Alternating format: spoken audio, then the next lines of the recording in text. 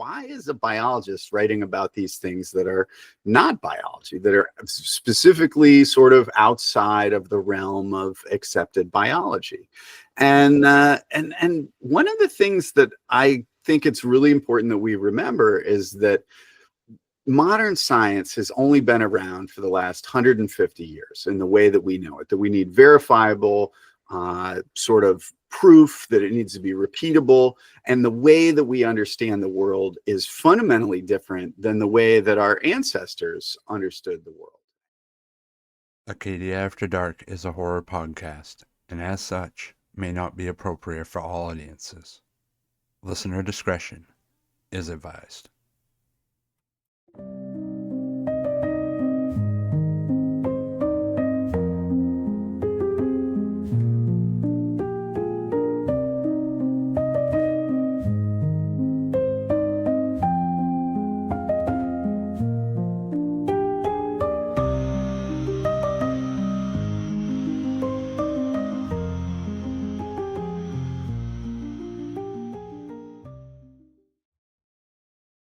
Hey there, hikers. Welcome back to the Acadia After Dark podcast. I'm your host, the Reverend Redbeard, and I am so glad to be with you this evening.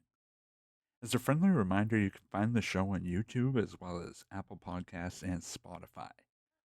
Also, if you want more of the show, head on over to acadiaafterdark.com, where you can find news about the show, transcripts, guest spotlights, merchandise, and more. This week I'm joined by Christopher Packard, Assistant Director of the International Cryptozoology Museum and author of Mythical Creatures of Maine, Fantastic Beasts from Legend and Folklore. I'm super excited to have him on the show finally. We've been trying to work out a time for a while, and the stars finally aligned where we could have a chat. We get to talk about everything from fearsome critters and wild men of the woods to the possibility of wolves making a return to Maine. Anyways, hope you all enjoy. Let's get to it. Chris, how are you doing, man? I'm good. Thanks for having me on. I'm looking forward to our conversation. Yeah, I'm very excited for this. I've been absorbing your book, the Mythical Creatures of Maine, Fantastic Beasts from Legend and Folklore. I highly recommend this to anybody in my audience. It is a fantastic kind of cursory introduction to a lot of the cryptozoology, but also like some of the folklore and stuff in Maine is pretty well covered, or at least it's a dipping the toe into the water on some of the stuff because it is so deep. And yeah, it's been a fantastic read. Must have been a lot of work went into that, man.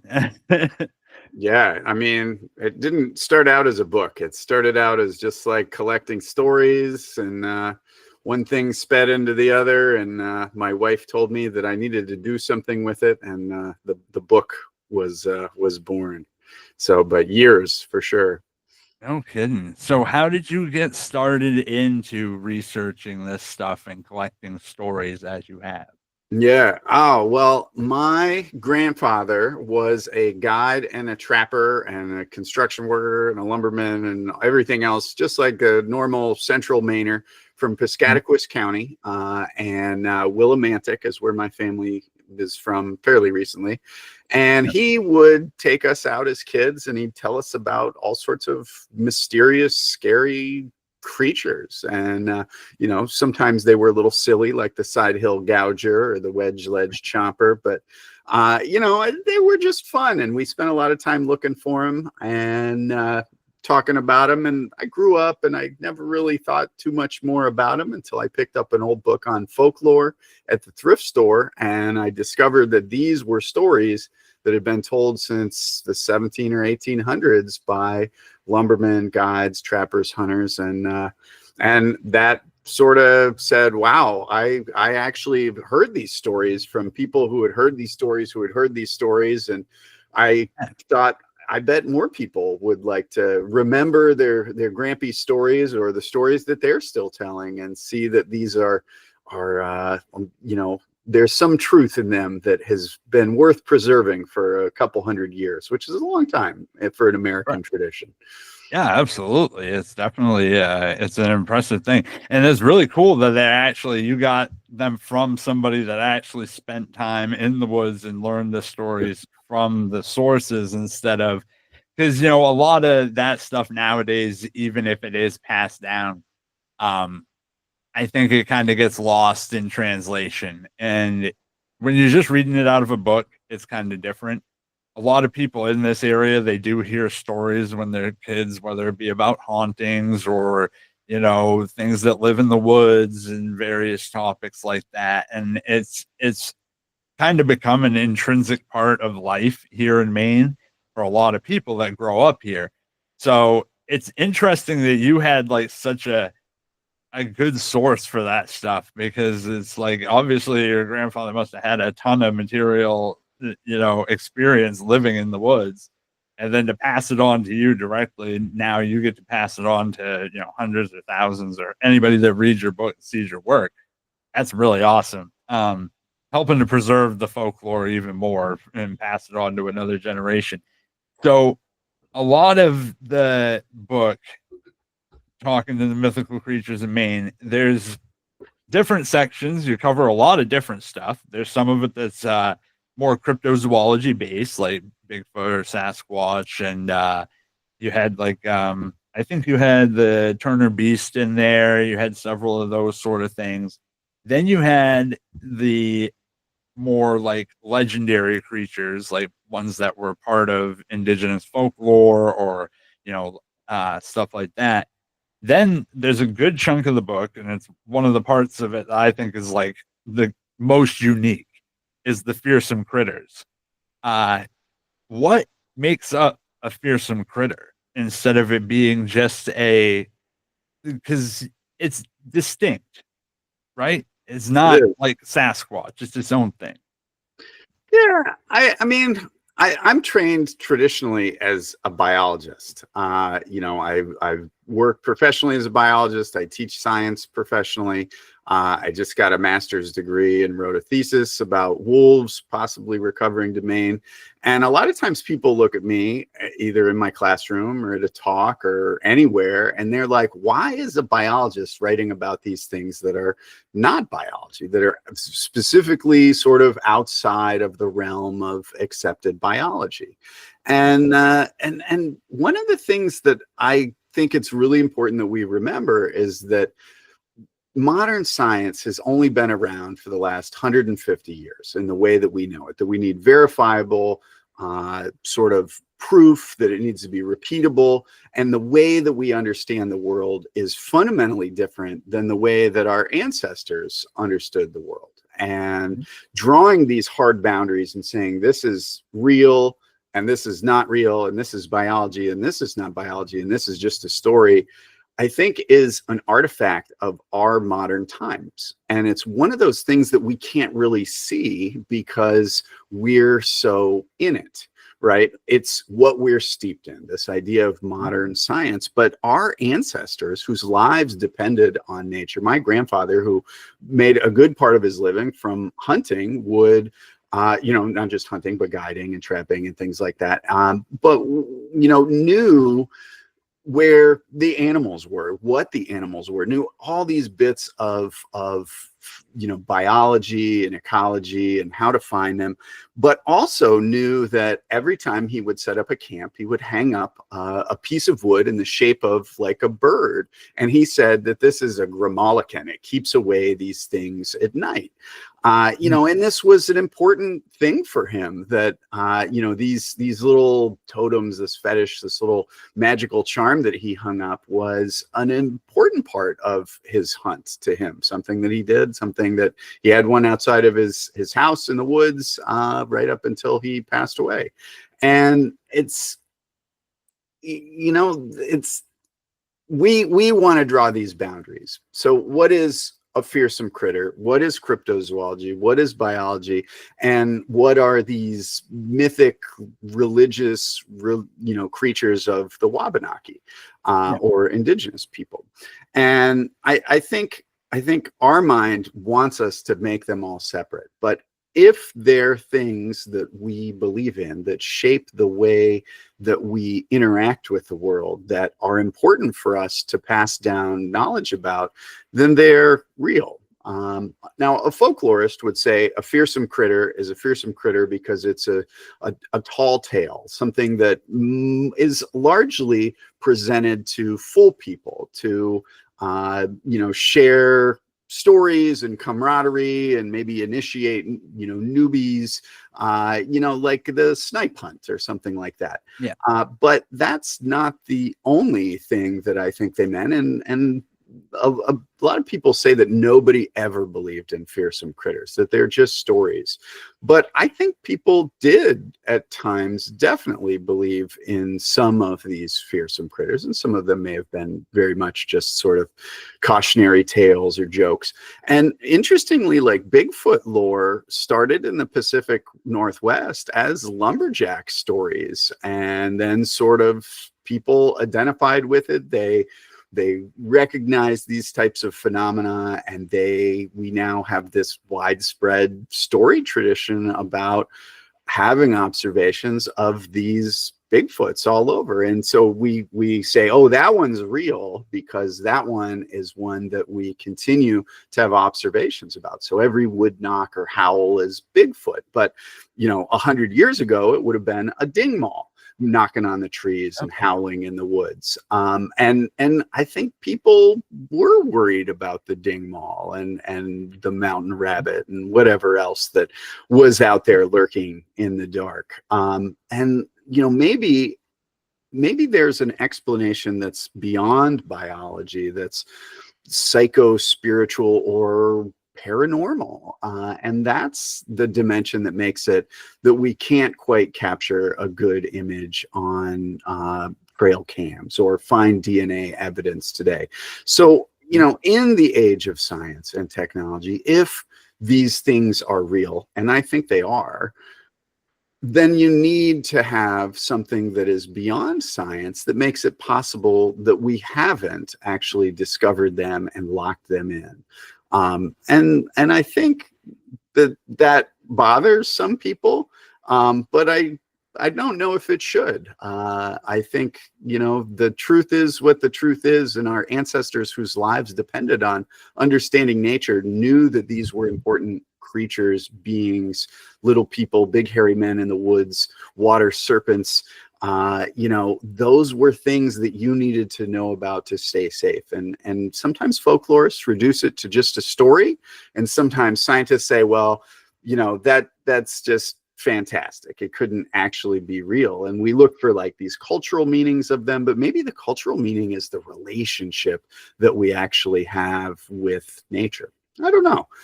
So a fearsome critter is like a joke that people don't really look for in folklore terminology. Cryptozoology is sometimes seen in the same way by certain people. And what's the difference? I think it's kind of in the eye of the beholder.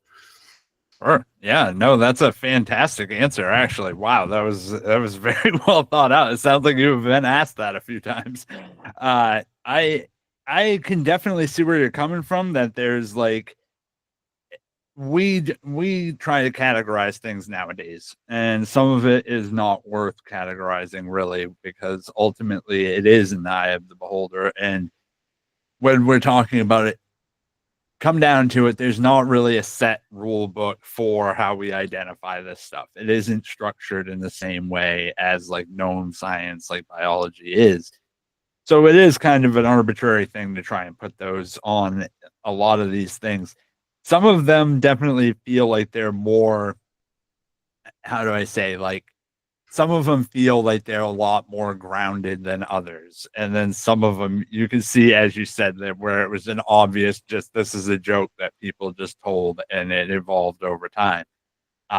The fur-bearing trout being one of the ones that I heard it when I was a kid. And that was always just a funny thing that, you'd say when you were going out ice fishing to somebody the first time. That was always one of those things growing up that I just kind of dismissed. But looking back on it now, it's like, well, first time I told that to my little cousin, he 100% believed that there was such thing as a fur-bearing trout somewhere in this pond, and he was going to find So I can definitely understand what you're saying. And it's one of the most fascinating parts of Maine folklore that I've been diving into because it does go so deep. I've been reading up a lot on like especially in the 1800s during the peak of the like lumberjack and the wood industry. And it's such a unique thing that happened in the American North. Like, and there was a lot of it that went across the lakes and out to the west. But I think the Maine has like the highest concentration of unique creatures. What are some of your favorites that you came across in your research? As far as like the fearsome critters, I would definitely say the dingmaw. The dingmaw appears in like all these stories in newspapers and accounts of them, and they're like, oh, we found this black bear with a broken jaw, and the only thing that could do it was a dingmaw, like just presented as true, like their descriptions are in there. And that, and like the side hill gouger, these were two of my grandfather's favorite stories. They're also all over the newspapers from the early 1900s all the way into the mid 1800s, and as many newspapers as there are in the mid 1800s. But it's these are the things that were lively and would inspire like hundreds of letters being written to the letter and to the editor of the newspaper. And I love those stories, this idea of like a big cat with stumpy little legs that likes to look out over the beautiful vistas and is generally kind of harmless, but if you get on their bad side, they can be pretty dangerous, and like any big animal. And I mean, I think that is a universal truth to them. And so the whoops and the screams and the wood knocks, that's these guys, and that's one of the most beautiful forgotten fearsome critters that's out there. I've only heard a couple people mention it, or mention that their stories, like who are alive today. I talked to hundreds of people in the course of storytelling and doing lectures for this, and getting emails and contacts, and only two people have ever mentioned that they knew stories about the dingmaw by various different names. But so that one I absolutely love, and I think that one, if anyone is characteristic of sort of days gone by in Maine, it's that one. And of course the side hill gouger, almost as well known as the fur-bearing trout, though like there's less evidence because you can't hang them on the wall. But they're creatures with, two uneven legs so that they can keep, their short legs on the uphill side and their long legs on the downhill side. And, they'll give you a chase. They're good eating if you can catch them. You just have to sneak up in front of them and scare them. And they sort of try and turn around, and their uphill legs get up, their long legs get on the uphill side, and they just tumble right down. And bending gun barrels so your bullet will go around the mountain, because they walk around the mountain instead of up and down like we might. And so it's kind of like one of those great stories that can be a critter that can chase you, or a critter that you can chase. And I think that's the epitome of it. And so many people have those stories. And I think one of my favorite stories that somebody told me was that his father was always called Side Hill Gouger by his grandfather. This guy was like, he's like, I had no idea my whole life why my grandfather called my father a side hill gouger, but it was because he had injured his legs and he had a limp. And so he had a leg that was a little bit shorter. And I was like, wow, that's one of those brutal like jokes that only families and good friends get away with. Yeah, there. exactly.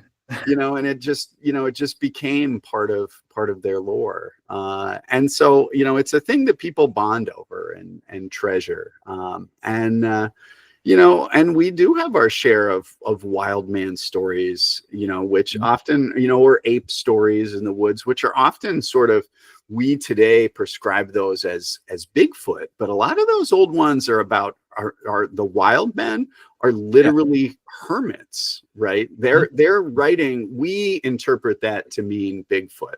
But I think a lot of what those old writers were writing about was some weirdo who lived in the woods was following them, or like there are things that are about that, and they're like, oh my god, and they disappeared, and now I'm really worried about where this guy's going to pop back up. Is he going to steal all my stuff? Is he going to kill me while I'm sleeping? You know, Yep. like we might, you know, people are just as scary as Bigfoot. And the hermit tradition, Mhm. I mean, the Maine hermit, the guy who recently was, you know, living off the Yeah. grid for Yeah, forever. he was there for like 30 some odd years, and Yeah. And I mean, a wild man. And like, there's like, you go all over and they have stories, local stories about people who are like, I'm just done working with people. And they went out and they built a little log cabin, and they didn't want to talk about it. They didn't want to talk to anybody, or maybe they would occasionally. And, you know, I think there's layers of that.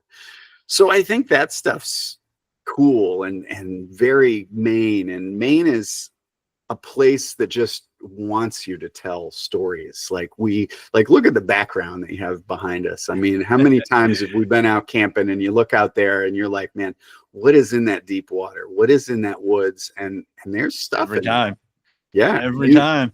You look at the people who know this land best, and the stories of like the Wabanaki, and the landscape is alive with creatures, and the way that we perceive them may change over time. But, you know, I mean, they want to have an effect. They want to have a manifestation that does something that garners respect, and maybe we view it through our own cultural filters. But, you know, those spirits are still there, right? And you know, one of the traditions in Wabanaki stories is that powerful creatures, you know, like the Wendigo or the Chenu or the Wiwilmakwa, the lake serpents, the giant slug with retractable antlers, you know, they can change shape, they can change size. And, you know, so what if some of these monsters, what if some of these things are just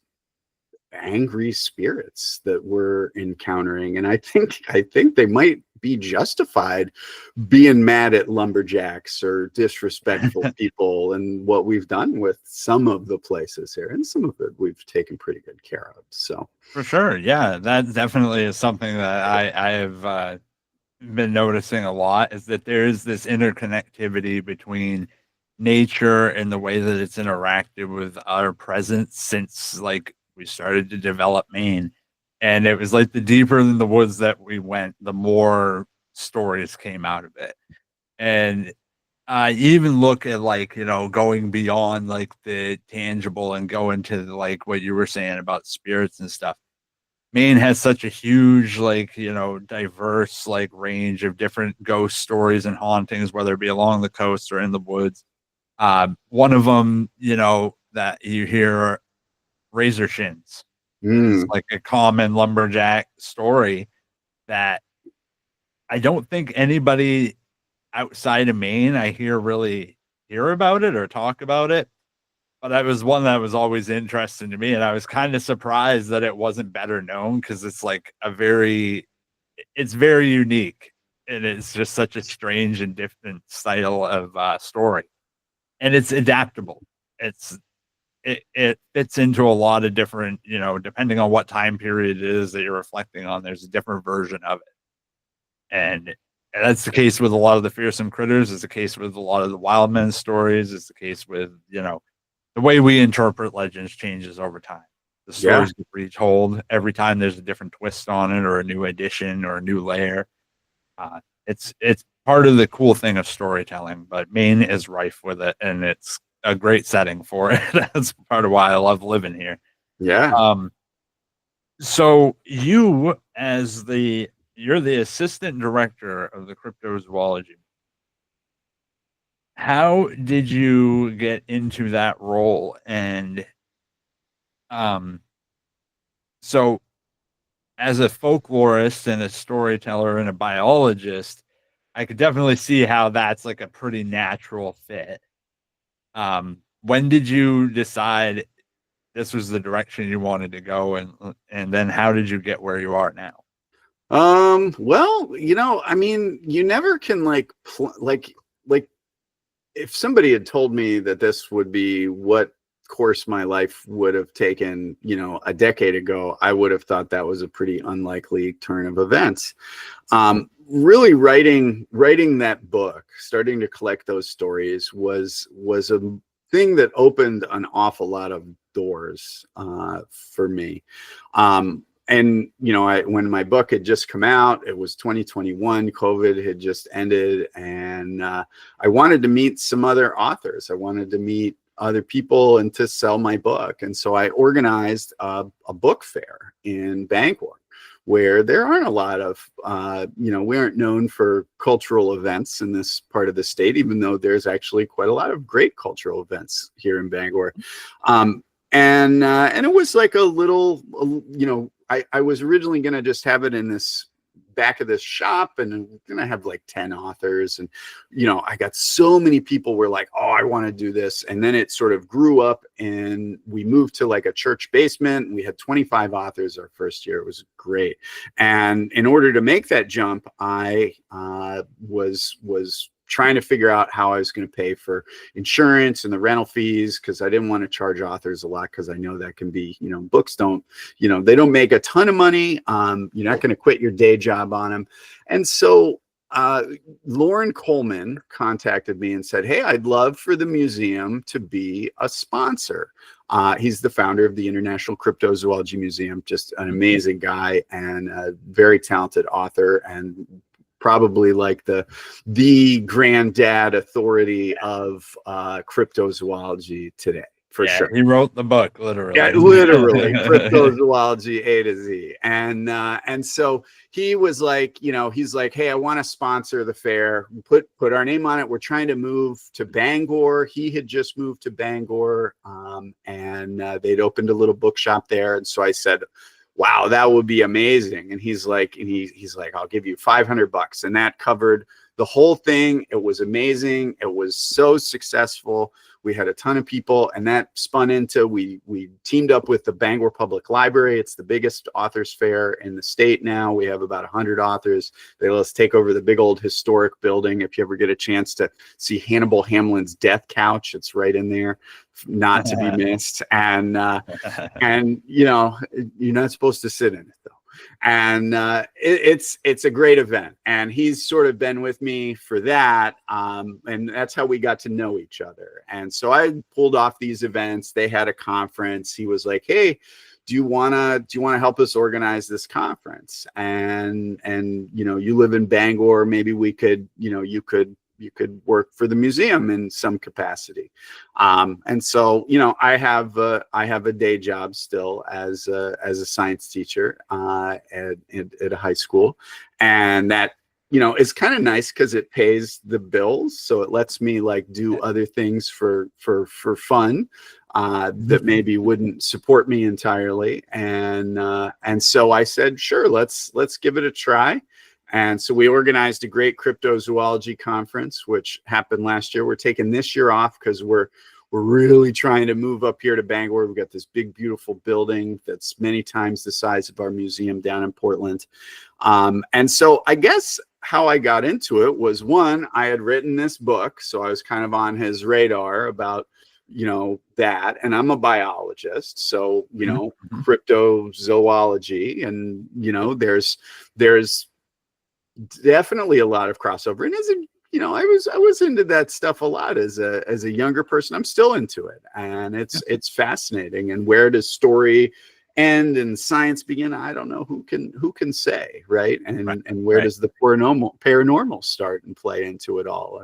I mean, who's to know? And that's the amazing thing about cryptozoology, is it's about personal experience. It's about telling your story. It's about going out in the world and searching for things, and then appreciating the stories that other people have brought back. And so I thought, this museum is a really cool thing, because it, being cryptozoology means there aren't a lot of like physical artifacts. You can't put a Bigfoot skeleton on display like you could, say, a dinosaur skeleton. And so, one of the features of the museum is that it collects cultural artifacts that celebrate cryptozoology, as well as, you know, it has simulated models, and we have, you know, casts, and we have, you know, the first Yeti Himalayan World Book Encyclopedia expedition by Sir Edmund Hillary, looking for the Yeti, his flag that he carried up there. I mean, that's amazing. And so there's all these really cool things. And so I'm a part-time assistant director at the moment, but you know, I'm definitely do a lot of things in a lot of different capacities there, and hold you know, just sort of help Lauren do a little bit more than he could do otherwise. So yeah.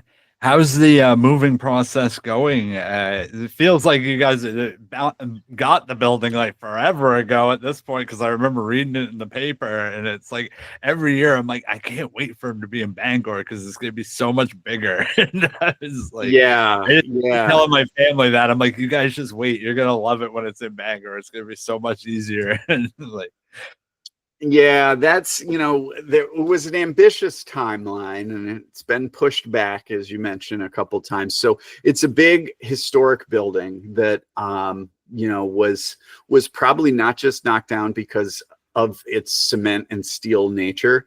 It has that really interesting historic sort of like swept glass block windows and curving walls, and so it probably is there because it was too expensive to knock over still, and it needed a lot of work. But Lauren was like, this building is like the only example of you know, this type of modern architecture a lot still in the state. And I'm like, that's pretty cool. And so he's really committed to restoring it. He got it listed on the National Registry of Historic Places with the U.S. National Park Service, and it's listed in Bangor. And so historic renovations take even longer than regular renovations, but the answer here is we're really close. I know there's some boarded up windows. That's my project right now, is I'm getting quotes for those windows and installers lined up. And that's really the last big piece that we have. Our lease is up in Portland in March of this year. So we need to have everything out by this March. So that's the end, non-negotiable, only renewable for 5 years, which we're not doing. So we'll be here within. Our goal is we already have things in the museum, is to start moving cases and start, you know, building new cases and start curating it. Soon we need to get the occupancy permit, and, you know, we got fire alarms installed and things like that, which is all important and boring stuff that is important. You know, don't burn the museum. Those regulations, those get you every time. They're good. But they're troublesome when you want to open. And so we should be having a big, you know, sort of our pre-opening events, which we're going to be launching here once we get a little firmer timeline, probably this winter. Well, definitely this winter, November, December. We hope to have our occupancy permit. We'll have some sort of like pre-opening reception, see behind the museum before it's all set up. And we should have some pretty good, we should have a pretty neat grand opening as well. And so certainly by March, we'll probably close for like a month or two in the winter to get everything from one place to the other. But we should have a good start on it by really December, if we're going to make the opening there. So. Just in time for the holidays. Fantastic. Yeah. That would be really cool. Very much looking forward to that, because like I said, the location in Portland is one of a kind. There's nothing like it in the world, and it just moving it to something bigger, better. It's more centrally located for people in Maine, which should be cool. Right. People from down south probably won't vibe with that, but well, yeah. Get them in further inland. See us. It's the only nonprofit, largest cryptozoology museum and oldest in the world, right? And we have some stuff that like nobody else has for sure. So we're the destination. We're making Bangor amazing. It's going to be great. Yes, it is definitely going to be. On that, switching gears a little bit Sure. because you've been researching this obviously for a long time. You talked about wild men earlier. We've talked about some of the fearsome critters. As a biologist, you mentioned that you were recently doing work on the reintroduction of wolves into Hmm. Maine or possible reintroduction. Yeah. So, is that a thing? Are wolves coming back in Maine, or is there potential for that? Or Well, there's not much more contentious in our culture and than wolves. When you start talking about predators, people get worried, and it's not anything to jump into. But why aren't wolves here? Because we overhunted them on purpose, paid bounties. We overhunted their game species that they eat. We modified the habitat. And they're 80 miles away in Canada, right in Quebec, right across the St. Lawrence. And every now and then, wolves do make it across the St. Lawrence and show up places, but we only ever find them when they're dead. Like when someone has shot them and then thought that was interesting enough that they actually told somebody. A lot of people say, oh yeah, I've shot some really big coyotes yeah, and I dump them in the bog and nobody's going to hear about them, because there's a lot of fear that wolves will, if we have an endangered species like this, it'll shut down hunting, it'll shut down access, and all of which is really not what's happened in places where wolves have been restored. Yellowstone, the Great Lakes states.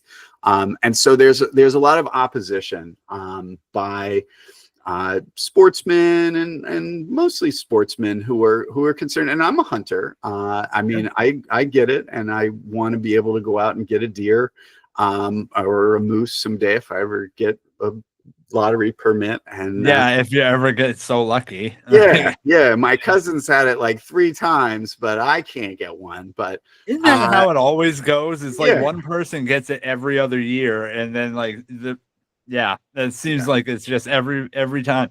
And the funny part of that is that a moose might as well be its own mythical creature, anyways, because you barely ever get picked on the tickets, and then if you do, what are the odds you're actually going to come across one? Unless you happen to know like the lucky places that have them.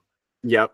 It's wild, but yeah, go ahead and continue. Yeah. So there's and we have our eastern coyotes, which all migrated here through Canada, and there's a small species of endemic wolf in that probably did once live along the coast in New England and maybe in New York, and today lives only in Ontario and parts of southern Quebec. It's called an eastern wolf, and it evolved alongside the coyote. It's been here a lot longer than the regular gray wolf that we have.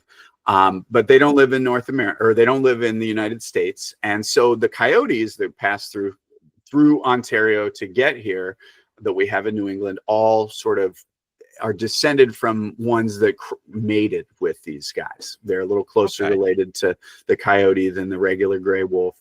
And so we've got this extra large coyote that's doing some pretty wolf-like things.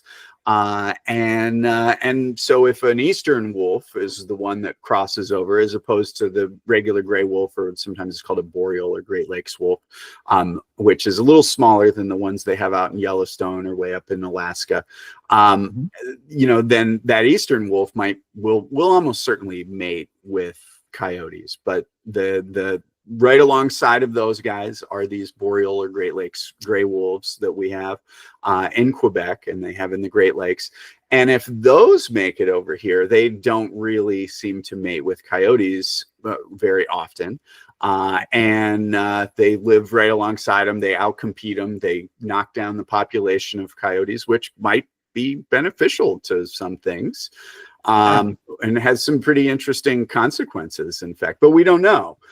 So there's not a lot of movement by the state to look at wolves, because a lot of the state wildlife funding comes from sale of hunting licenses. And when you've got Yeah. these otherwise very conservation minded sportsmen's groups saying, hey, we really want to protect nature, and they do a great work with that, right? But they're worried about what these wolves will do. But I think there's some misinformation out there. And so, you know, Colorado, the population just voted to they had a referendum like we like to have here in Maine, and they said, hey, let's reintroduce wolves. They've been trying to come back, but they're not really able to. And so let's move some in. And so that could potentially happen in Maine, or it could not, right? I mean, so they might eventually, enough wolves in a perfect storm might make it across the St. Lawrence River and through Canada where they're not really protected, and, you know, through the agricultural areas and across 4-lane highways, because that's like the densest area of population of Canada, along the St. Lawrence and into Ontario through the Great Lakes. Whereas like us up there is like, no, like nobody lives up there. Yeah, it's no man's land. Yeah. And you know, but it would be a tropical Canada for them. It is a little different climate than along the St. Lawrence. Actually, it's a little cooler inland with Maine. We got more boreal forests where wolves, especially the boreal wolves, might like to live, those gray wolves. And I love it. So we've got, you know, something close to 50,000 square kilometers of identified wolf habitat. There's tons of research says there's plenty of game, probably more game than there would be if there was wolves. There probably will impact game populations a little bit. But they're certainly not going to drive deer to extinction. They still hunt deer in Minnesota and Michigan and Quebec. But, you know, we have some places where like we can't get rid of the deer along the coast. Not that I think wolves would do very good down there amongst all the people. That could be that usually doesn't work out for the wolves. Yeah. So the coyotes don't seem to be harming them. So yeah, I mean, they are like they may be added to the Wildlife Action Plan again as a species of conservation need, which I think they should be. They're an endangered species. They do sometimes make it across the St. Lawrence and probably into Maine. You know, and they're kind of like a cryptid, right? We've got this wolf that, like the eastern wolf, that's hard to tell apart from the coyote. You got the boreal wolf that can be kind of variable, and we don't know if they're out there, right? There's some groups, the Maine Wolf Coalition is doing some interesting scat surveys. They collect, you know, coyote and wolf poo and see, you know, is there a wolf? And one of them, you know, back in 2020 came up as a wolf. You know, so they found wolf poo in Maine, and there's only really one way that wolf poo ends up in Maine. And so, you know, that, I mean, so they probably should be on our wildlife lists, because right now they're like, they're like a rare animal that doesn't really live here. But, you know, I think they're trying, and I think maybe we should help them. But it kind of feels like a very similar situation to the eastern cougar right now. That's what we've talked about a couple of times on the podcast before. And that's a very similar situation, is where a lot of people around here, and I would even say the cougar is kind of a little bit higher on the list, because more people in Maine that I know have seen cougars than wolves or coyotes or etc. To the point that, like, I'm surprised that, like, we don't have a official population of cougars in the state, but it seems like it is. And it's the same situation where, yeah, there's a lot of misinformation as to what effects they would have on the ecology and stuff like that. There's also, this seems to be like always a back and forth push pull when it comes to what the biologists say versus what the state wants to recognize and things like that. And it's kind of been this limbo for forever. But yeah, every person that I talk to either knows somebody that saw one or saw one themselves. And it's an interesting thing. Yeah, one of the interesting things about cougars compared to wolves is the males disperse huge, like 100 kilometer, 200, 500 kilometers, and it's like nothing to them. But the females are much slower dispersing. And so if you look at like in the Great Lakes state where they, or like in Michigan where they just had their first litter of cougars, how cool is that? Yeah. You know, I mean, they were showing up there for years, like just these males, before they slowly make it in there. So they're a really interesting disperser, whereas wolves, like, they don't seem to have like the sexual difference, like the male and female differences in dispersal, and they end up in some crazy places. Like if you look at their dispersal patterns in like Colorado or in the Great Lakes states, like they cross some crazy areas and sometimes end up, you know, in pretty unexpected places. So I mean, that could happen as well. And you know, I mean, like, nature finds a way. That's what biology is all about, really. I mean, evolution is because there's diversity in species and they're trying to find a way, right? Like that's what biology wants to do. It's just like in Jurassic Park, right? Like you cannot control nature, and every time you kind of muck around, like it gets funny. And you know, sometimes we don't even realize how funny we've made it because of all of the changes we've made, the slow creep of biology. And sometimes it's not until you like put it back the way it was that you're like, whoa, is that really what it's supposed to be like?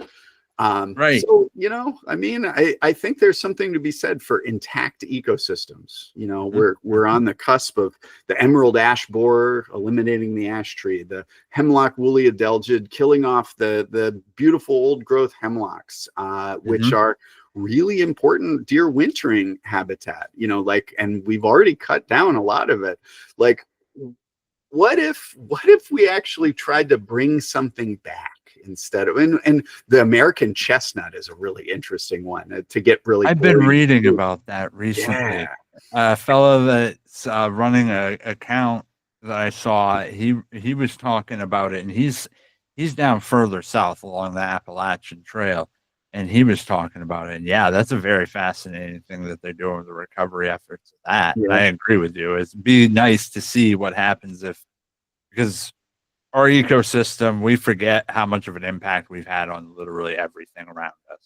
Yeah. Just our presence has changed more than we'll ever be able to fathom about the ecosystem and the way the world works. And people don't fully recognize that. Exactly. Yeah.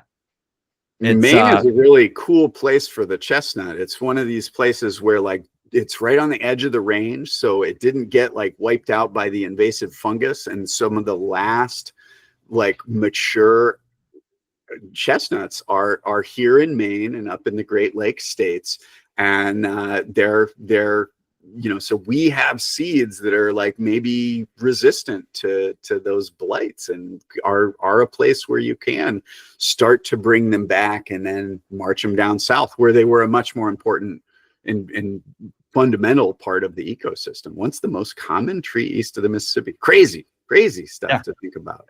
And now you can barely ever find it. It's incredible. And that's, you know, a lot of things that we're having up here recently in Maine, whether it be different types of parasitic insects that have made their way up here, the algae that we were having issues with in a lot of the ponds and stuff for a while.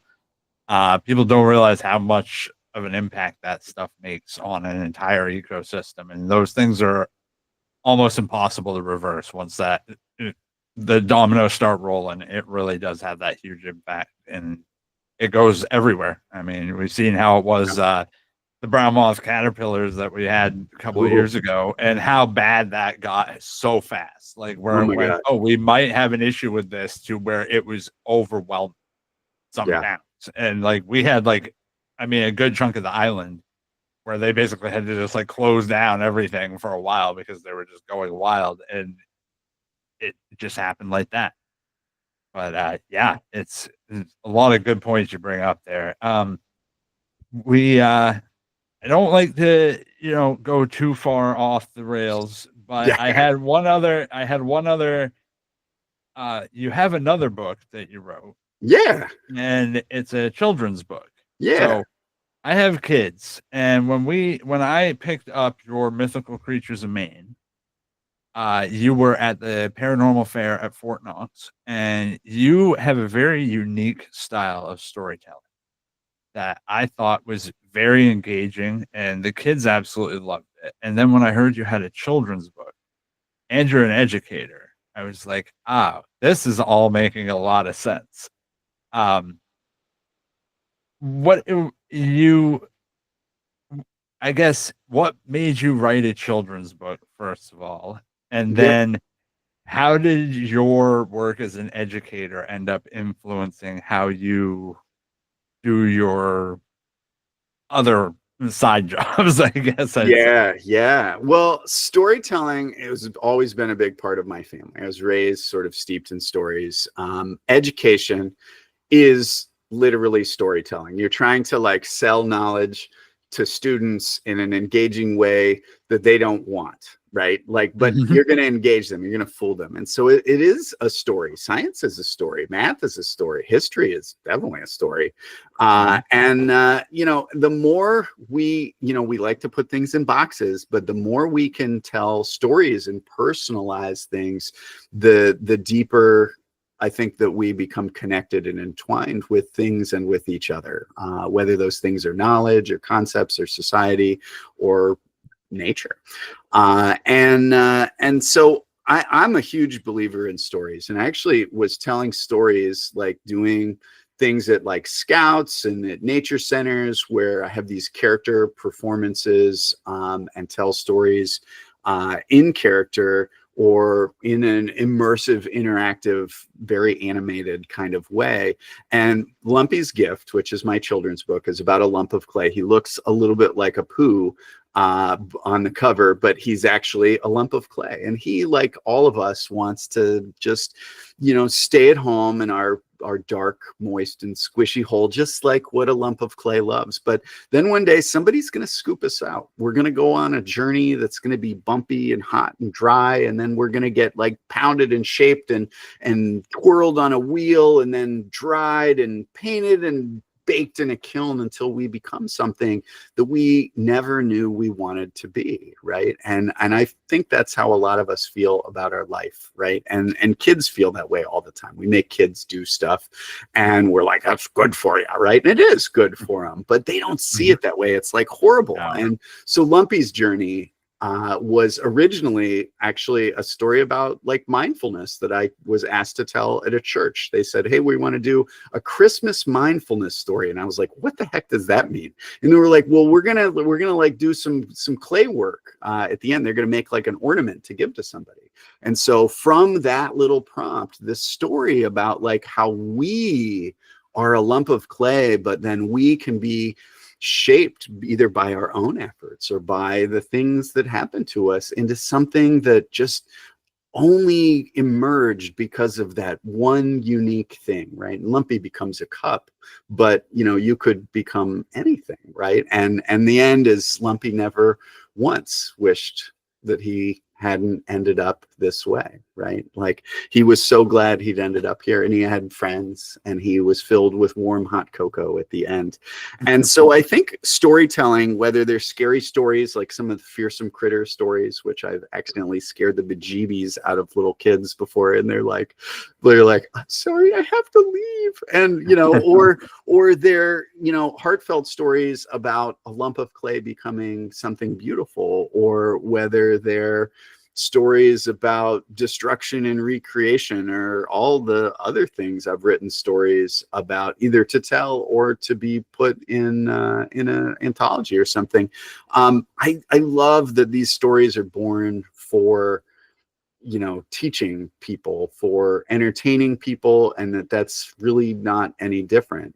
I do like natural history stories. I think my favorite storytelling things, like I do for the Mythical Creatures stories, is I have like a basket or a bag full of objects, and then people come up and they pull something out. And, I have versions of that for natural history. I have versions of that for like Johnny Appleseed. And then which are they're all different stories, and it's cool because like the story unfolds in its own way. It's a story that gets told differently each time, and each story gets told differently at each event because it was preceded by a different story right before it, that people are reacting in a different way. It's organic and it's alive, right? And the only reason I started doing performance storytelling was because in college, my senior year, I got a job to go and be a ranger in Denali National Park in Alaska, in the wilderness, with my girlfriend. She went and took a summer job, and then we were supposed to head out in the fall. But in the meantime, she broke up with me and told me I should find something else to do. And I was a little crushed that I never got to go. And so I did find something else to do. I went to Minnesota. I worked at a nature center. I was a naturalist fellow, and we did, guided interactive lessons where kids, they have a really cool law in Minnesota that like every student in K-8 at least 3 times has to go to a nature center and do outdoor education and learn about science and culture of the woods. And it's super cool. And the waters and all that. And we taught canoeing and rock climbing, and there was storytelling programs. And I watched somebody tell a character story called Backwoods Buttercup. And I became Backwoods Buttercup. And backwoods on account of my startling backwoods on account of I lived in these here woods my whole life, and Buttercup on account of my startling good looks. But my memory isn't so good, so I got to have this memory bag here with me, and you can draw something out. And the kids were like, their minds blew, and they'd been with me during the day, but I had a ponytail at the time, and I brought my hair down and I smeared mud on it, and I had this crazy dirty clothes on with this fringed leather jacket, and I'd sort of waddle in and be kind of crazy, and they couldn't wrap their head around that I was this same guy, and I was Backwoods Buttercup. And even the most squirrely kid that couldn't be bothered to listen to any cool thing that we were doing out there was just like, what is happening right now? And you bring kids up and you posing them and getting them to do things. And it was just amazing. And I don't know why he has a Southern accent, but he does.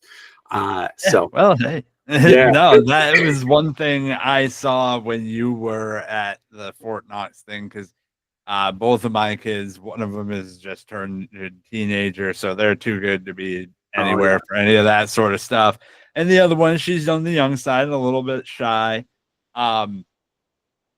They listened to one story when they saw kids drawing stuff from the basket, and then they were absorbed. Yeah. We found a spot on the hill. We sat there and watched the entire rest of the thing. They were absolutely just that quick. One story is all it took, and they were just on it.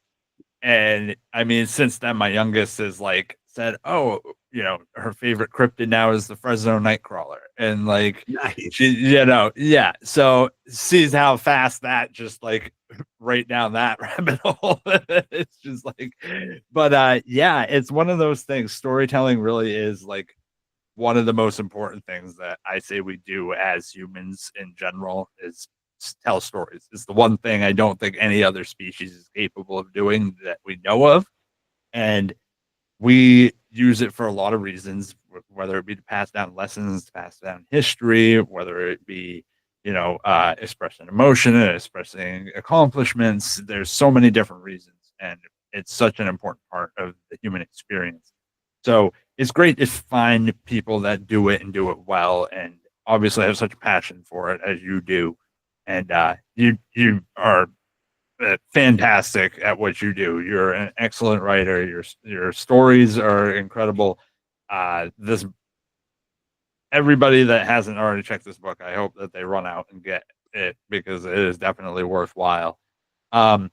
So speaking of stories, because we talked a lot in this episode about stuff that we've read in your books. You spend a lot of time in the outdoors yourself. You've lived up here in Maine. Have you ever experienced anything yourself? Ooh, that's the $10,000 question, right? Well, first of Yeah. all, thank you for all those nice words you said about me. I appreciate that. I appreciate hearing. Sometimes you do a thing and people seem to like it, but it's nice. It's nice to hear about it. It keeps it going because like that stuff doesn't just happen. It's it's effort. It's a lot of work. It is, but it's a lot of fun, and it's valuable work, like you say. And I think that is our best adaptation as a species, right? Like we pass on cultural knowledge, and storytelling is, the way we do it. And a lot of our story is consumed through like phones and your podcast and videos and YouTube and TV, and books, and that's fine. That's just the way culture changes and what happens when you get 8 billion of us on the planet. Cool stuff, I guess. Scary stuff. Anyway, speaking of scary stuff, well, I mean, I've had some interesting ghost experiences, and I really, and in Europe, there's not a big difference between ghost stories and fairy stories. And a lot of times when you read about like fairy stories in a European folklore book, you're like, that is literally a ghost story.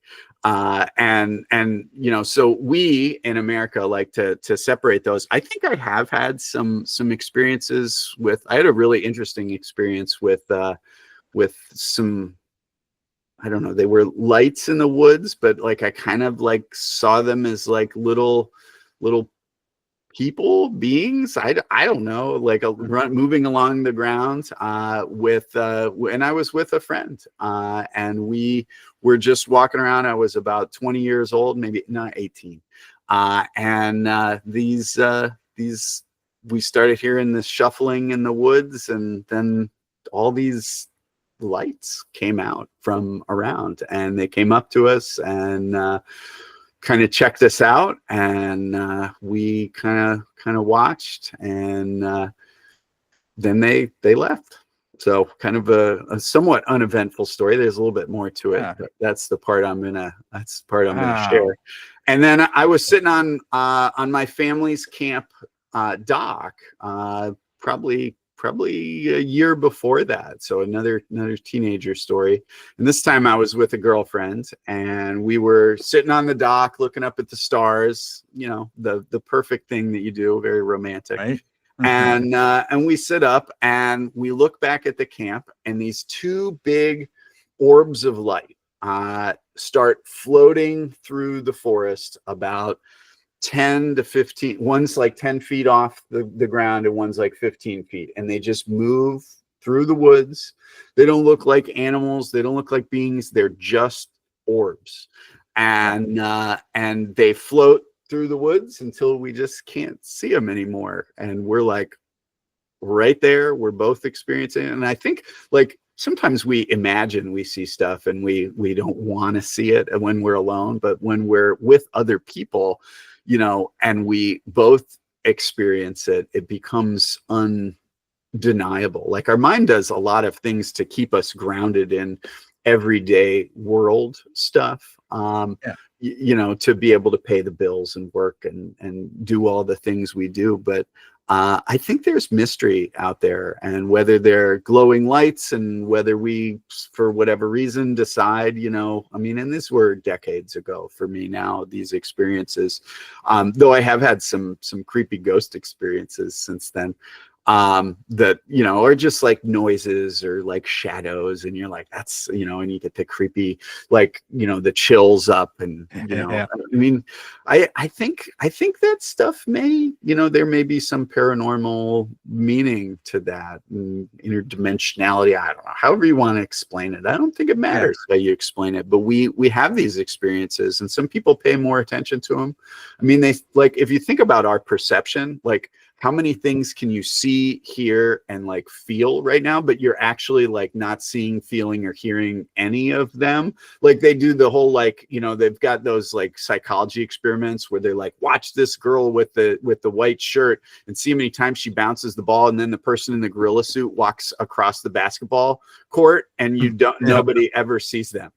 And then they play the same video again, and they're like, oh. And so like our brain biology is built that way. It's built to filter the world, and maybe our ancestors, and some of us who are more attuned and more open pick up on that, for better or for worse, Sure. a little bit more. And maybe if we picked up on it more, we could be more mindful and in, I guess, in relationship with it in a way that would maybe make us make more respectful choices to each other in the world around us and outside of humanity, but also to other parts of humanity, to recognize that, you know, we're these interesting journeyers that are encountering each other, and have a chance to do good things. So I don't know. Yeah. So yeah, I have had some experiences that I would say fit into that, and I think that's why I spent so much time in my book talking about like little people, Mhm. like the you know the fair folk, the good neighbors, the fairies, Yeah. but like the little woodland elf type things. Because I really think I did maybe have an experience with a friend with with some of those people. It's a Not fascinating story and fascinating phenomenon. That was one of the biggest sections of your book, so I definitely want to ask some about it, because that was like, I did not realize how many different legends there were involving different types of little people, fairies, elves of different sorts. Like there were so many different varieties that all like relate to Maine folklore and stuff, and I had no idea until coming across your book. Because of course, you know, you've always, everybody knows the basic fairies, things like that. There's always, you know, legends of that anywhere that there's forest, there's got to be legends of these sort of things. And of course, you know, your story makes me think. Originally, I was thinking when you were describing the orbs, I was kind of thinking of like will o' the wisps, but Yeah, then thinking of like the way you described the ones on the ground, that definitely sounds like an entirely different thing, and it almost makes me think of like, I don't know if you've seen the series. There's this series that was on Netflix, Hilda, where there was these little elf people that you couldn't see. Like they were invisible, couldn't see them, but they were just there in the forests and just like living around them. It just, man, just for some reason, the way you describe that just makes me think of like this entire village of just little invisible people just kind of like walking out when they saw y'all come up, and then just like it's such a crazy like, you're telling me. I'm sure to have had that happen, you were probably like, "What is going on right now?" But for, you know, any person that wouldn't, you know, live around that, like I hear that stuff and I'm like, yeah, I, you know, I've heard legends and stories and stuff like that around here, and I think all of it is like it's way older than any of us. We have so little understanding of what these things are, whether they're spiritual or something, you know, more physical. We we're like such a small part of existence in comparison to like the whole unseen world around us. And then those things just interact with us for those brief moments. And for us, that's like, it can be life changing, or it can be something that somebody will just see and just blow it off and just put it out of their mind and never think another thing of it again, until all of a sudden one day they're listening to you telling a story somewhere, or they're listening to a podcast, or they're, and then that brings back a memory and it reminds them, oh, this one time this happened. And the amount of times that I've seen that kind of awaken things in people, it's remarkable. um so going forward, what do you got going on? Do you have any plans for Mm. writing any more books, or what are we working Yeah, on now? yeah. Well, one of my problems thus far has been that I have too many ideas and I keep switching projects, which delays all of them. So I am collecting stories for a sequel for this, like a little different flavor. I thought this would be comprehensive, sort of like overview of creatures, but like all assumptions, they often turn out to not be true. So that'll be an interesting sequel that comes about. But I think what I'm going to do right now is pursue the wolf thing. I wrote a 100-page paper, scientific document about doing a literature review and a feasibility study for the potential for wolf recovery. So That's the core. I think what'll become my next book, and then it'll also involve folklore and sort of also a little bit more biology about like eastern coyotes and things like that. So some more natural history elements as opposed to just the conservation elements. And then I think there's some really cool folklore and cryptids and history around wolves that I've already been collecting. I mean, we've got the loup-garou, you've got the Palmyra dogmen, you've got, all sorts of things. The Turner Beast all touches on that. And there's just some amazing historical stories that I've sort of like, I grabbed at times when I was doing research, and I was like, I don't know what I'm going to do with this, but that's pretty weird and cool and amazing. And, and so those will end up in that book. So it'll be like a crossover, because I don't like those hard boundaries. Like, this is a science book. This is not. This is an us relating to wolves book. Right. And let's look at the big picture. And I think that's the only way we really understand things. And then to meet them. Right. Obviously, that might be a little scary with a wolf. But yeah, so that's what I'm kind of working on. We got the Kisma Reserve right up the road from me here. They have a walking with wolves experience there that I've been wanting to do. It looks really cool. That's an interesting. I love the idea of the book, by the way.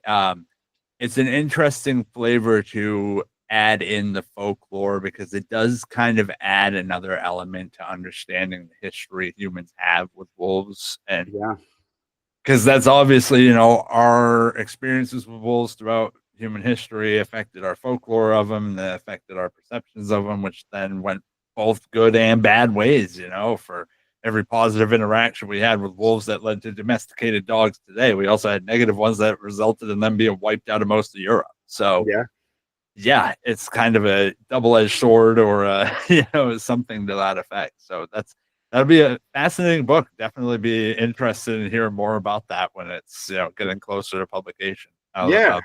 So I'm hoping my publishers agree as well. So I haven't pitched it to them yet, but I think they'll like it. And Mythical Creatures was a pretty good success for them. So I think they'll take me up on it again. I'm hoping.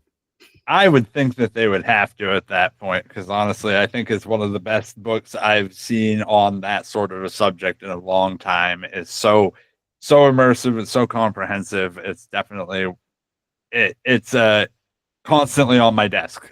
I'll say that, because anytime that I'm like, I need something to either write about or something to discuss for a podcast or an episode of the show. I even did a whole Fearsome 5 series where I've been breaking down just different fearsome critters. Nice. And your book gets cited so much on that show just because there's like so many in there that I never heard of before. And it's like amazing work, man.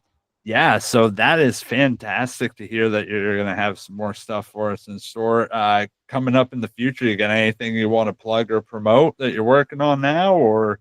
Well, come to the Bangor Authors Fair. Come to the Fort Knox Paranormal Fest. Bangor Authors Fair is in December. Fort Knox Paranormal Fest is in August. And then at the museum, we're just about to launch a program called the Founders Club, which is an expanded sort of membership program that will help you sort of support us making this final push to make that big move. And that there's going to be an exclusive sort of event that will involve music and presentations and some hors d'oeuvres and some behind the scenes tours, pre-opening stuff.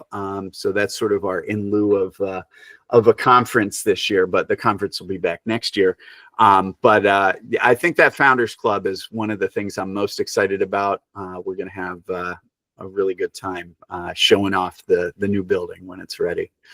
That sounds so cool. I am definitely looking forward to that. That Founders Club sounds amazing, because there's always, it's a worthwhile thing to support, because it is one of a kind. And, I'm sure the cost of operating an operation like that has got to be astronomical. So any help, I'm sure, is probably going to be moving into that new big building, you gotta keep the lights on. Right, right. Like any nonprofit, like we need the support of our community and big donors to keep doing all the stuff that we do and to do hopefully even more once this renovation project is intense. Right. So I'm looking forward to bringing that to a conclusion and taking off on some really neat initiatives that we've got planned once we're in that building.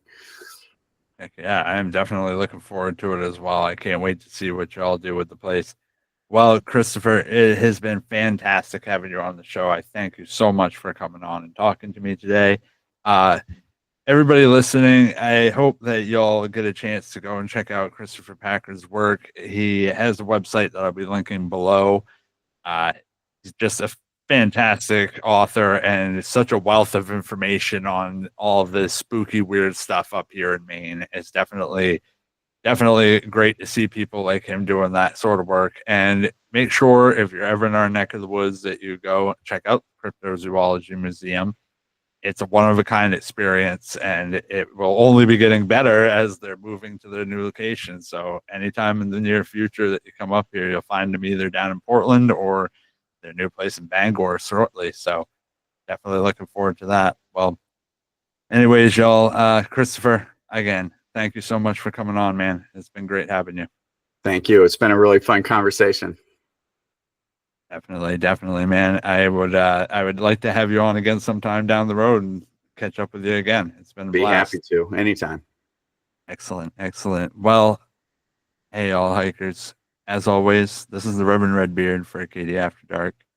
Keep those lanterns lit out there. Stay safe, and we'll talk soon.